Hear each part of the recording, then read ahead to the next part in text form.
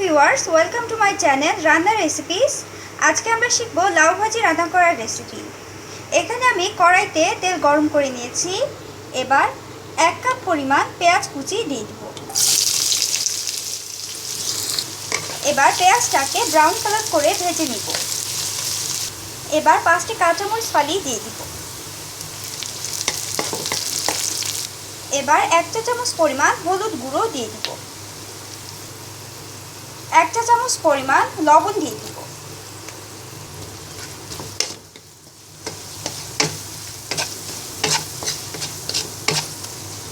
এখানে আমি লাউ পাতলা করে কেটে নিয়েছি এবং ভালো করে ধুয়ে নিয়েছি। এবার লাউটাকে দিয়ে দিব।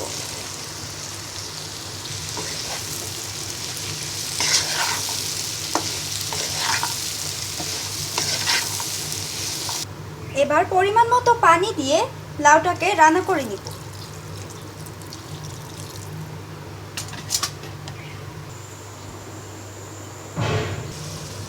ভিউয়ার্স, আমাদের লাউ ভাজি প্রায় হয়ে এসেছে। এবার নামানোর 5 মিনিট পূর্বে 1 টেবিল চামচ জিরার গুঁড়ো দিয়ে দিব। এবার জিরার গুঁড়োটা ভালো করে মিশিয়ে নিব।